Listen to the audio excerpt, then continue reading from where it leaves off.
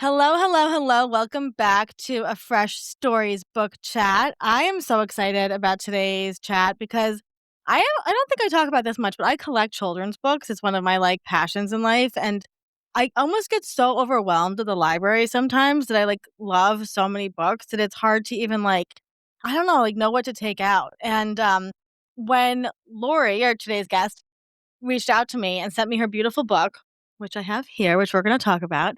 I just fell in love with it for so many reasons. We're going to just talk about why this is such an important must-have book for all families. So, Lori, I'm going to let you introduce yourself, and then we're going to talk about your beautiful book. Thank you so much. I'm thrilled to be with you. I'm Lori Sugarman Lee. I am an author of this children's book, which I call a family book, Our Home, the Love, Work, and Heart of Family. I'm also a speaker and a family coach. I like to say I'm like WD-40 for families. When they are stuck, I help them to flow. And one tool that I often use is the Fair Play system, which I have heard you speak so much Mhm. about. And I came to this work through my own story of being devalued in a stage of unpaid work. And I'd love to tell you more about that. Yeah, absolutely. So, can you explain? We do talk about fair play and Eve Rodsky we love, but can you explain before we even jump in, what is fair play? What is the family kind of work that you do? Because I know that Mhm. inspired so much of this. It did. And in fact, Eve Rodsky has been a tremendous mentor of mine. And what she created really is it's a book and a card deck, but really it's a tool and a system for families to help them navigate the immense load of domestic labor, unpaid work, invisible work, all that really helps our families move through the world on a daily basis. And it's a way really of starting the sometimes tricky conversations within your family about who's doing this? How are we doing this? Why are we doing this? Right. Like, who's in charge of this? Why do I feel, like an inequitable amount of the load? Why do I feel overwhelmed? And it's really a tool for new family systems, a new language around domestic labor, and a shift in energy around how we prioritize and value the work of care so that it's not just something that pelts us like hail every day, but it's something that is founded in shared values that are discussed as a family and in intentional division of labor that really includes task ownership and regular communication and connection about what we're doing, why we're doing it. Are there things we're doing that we don't want to be doing? And it's just really helpful to structure because this is, again, an immensely heavy load, Yeah. right? Yeah. That we take on as families. We tackle so much. And so this really is like a mirror to hold up for us and say, guys, Yep. what have we decided to do as a family? Are we having the conversations we need to have? And do we have a framework that feels fair? Yeah, and I think that framework is the hardest part for probably most families, right? I know for myself, even with my boys, I want them to learn these things, right? But it's like, man, it's easier just to do some things by myself, right? But they need to learn these things. So I'm curious, as a parent, as somebody that works with families, where did the idea for a children's or family book come from? Thanks so much for asking. So I'll keep it brief, but I had a 15-year paid career in marketing and strategy. And when I had my first son, the job I was doing at the time, which was a fabulous job pre baby, I was a marketing director with Four Seasons Hotels and Hmm. Resorts. There was a lot of travel and sort of, late nights and whatnot that just were not conducive. And my husband and I made the decision that I would shift from the economy of commerce into the economy of care. And I approached that work just like I always did my paid work, to the highest degree of contribution, sometimes to depletion, wanting that year end exceeds rating, right?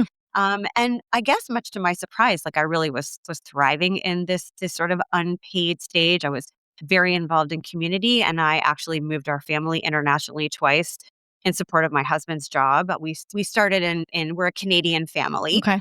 We lived in London, UK for 4 years, and then we moved to the US. And when we moved to Chicago, which is where we're based now, my husband said to me, "Look, we don't know anyone here. We have no friends yet, no family, no safety net." He said, "We should really think about getting you disability insurance so that if anything, God forbid, happens to you," he said, "I could take a leave from work and, Hmm. and head up the family." And I was like, Great. I didn't give it a second thought. So we went through all the rigmarole, the forms, the health exams of disability insurance, only for the agent to look at me and say, I don't understand. You're just a housewife. Why do you need disability insurance? If something happens to you, there's no loss, Oh, right? no.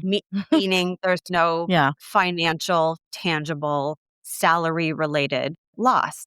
And it was such a bubble bursting moment for me as to the value beyond my little family, but at a societal level, the value of this work that I had been doing for years, for thousands of hours in elevation of my family, in elevation of my husband's career, in elevation of my kids' schools and community Yeah. organizations and charities, and all of this for which I received no salary, according to this man's algorithm, as he told me, has no replacement value.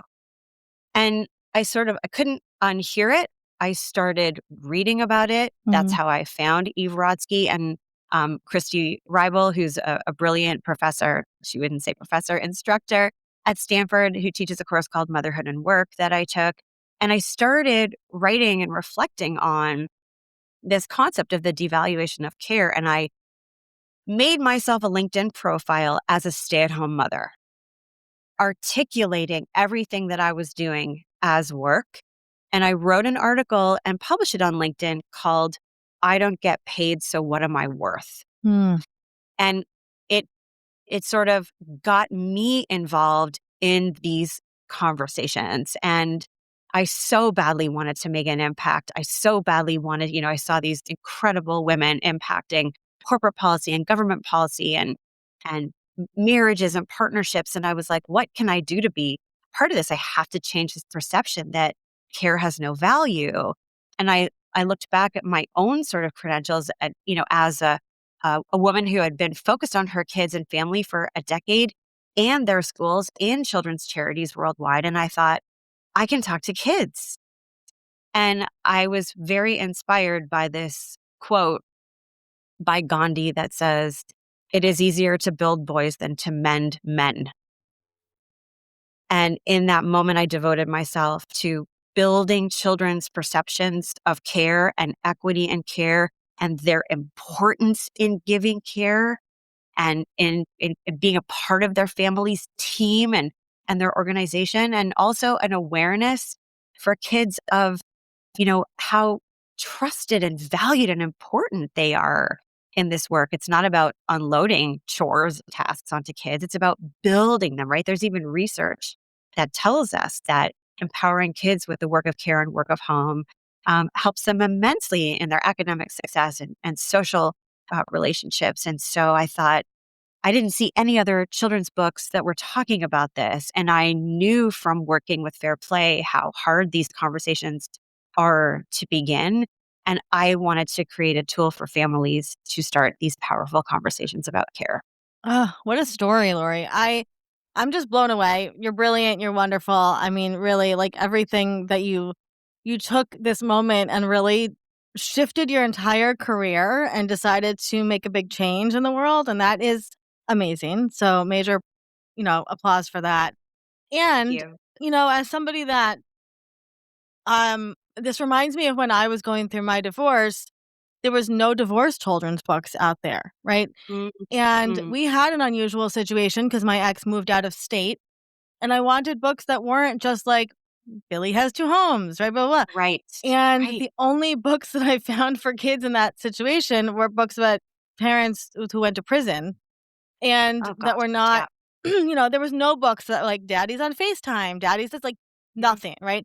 And mhm, so it mhm. reminds me of that because I think I know people underestimate the importance of representation in children's books, right? If Yes. you can see your family represented in a children's book, that's going to quite possibly change your world, right? And change your life. And I know as a parent, I'm looking at the cover of your book. Your illustrator did an amazing job. I mean, so Oh, thank you. She was she's fabulous. fabulous, but, even just, like, the little details, like the mom's wearing slippers and she's wearing sweatpants and, like, the gold hoop earrings, like, that it's like, "Oh, I could be that," right? Like, that could be me. I love that. Can you take us through some of the choices that you made in this book? So I really appreciate you bringing up representation because that was actually very important to me because I wanted everyone to be able to connect with this book. And really, it doesn't matter what your family looks like, what your tradition is. Caring for one another is a thread that connects us all. And so it was important to me to showcase my family, which Mhm. is on the cover. And also to showcase a Yeah. family who is led by, a Yes. mother alone and, an African American family Yep. and a family of Hispanic And 2 heritage. moms. Yep. And I have two moms. And like what I want people to take away is, this is something that bonds us. Right.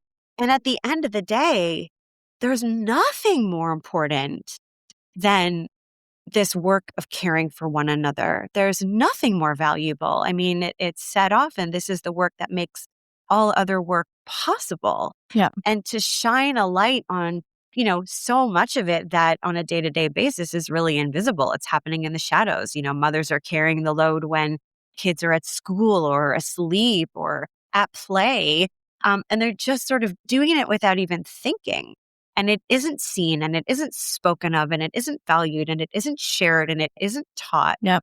And then what happens is that same expectation is placed on our daughters when they become wives and mothers. Yeah. And that's the real reason why I wrote this book, which is to break the cycle of gender inequity in domestic labor so that our daughters are not expected to carry more than their partners, and so that our sons will know you are needed.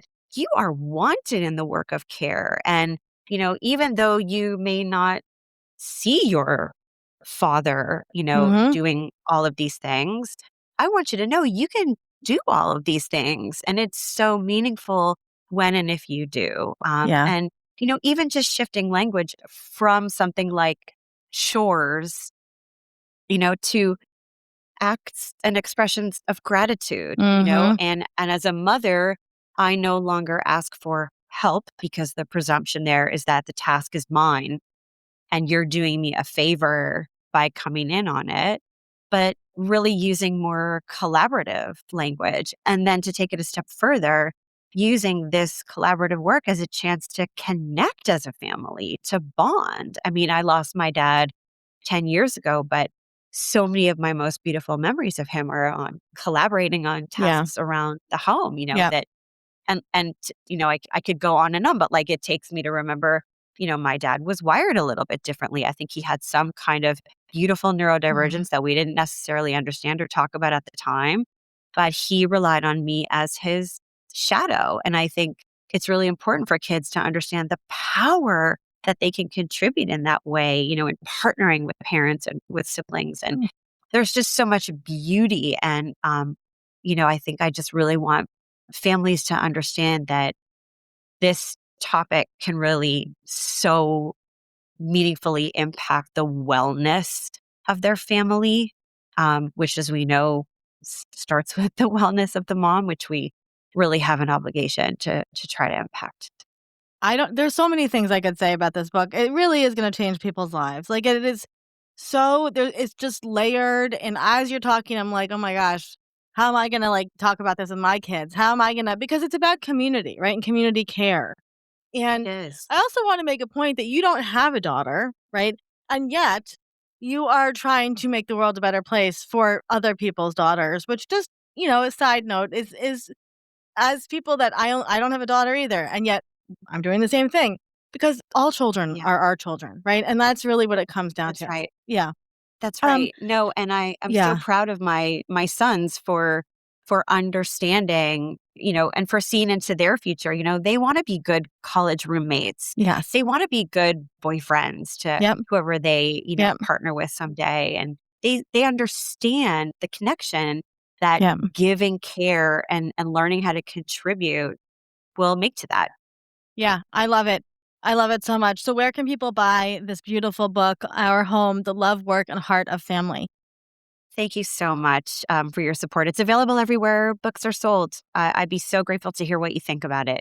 Amazing. Well, we'll definitely will put the link in the show notes, but I don't think this is the end of our conversation, Lori. I think we have I hope not. a lot more to talk about. And, I'm really thinking about bringing, I think I'm going to bring this into we have a therapist that we all go to, me and my boys, and I'm going to bring this in and I'm going to say, they need to be more independent. They need to figure out this stuff too. And how can we use this book to like figure out our community, our home together? And, I I think, so appreciate that. yeah, like, I mean, all of the points you made were so beautiful, but the empowerment of young boys too, I think is because I think what a lot of people don't realize is that the red pill, whatever happening with the boys, is not empowering, right? It's disempowering.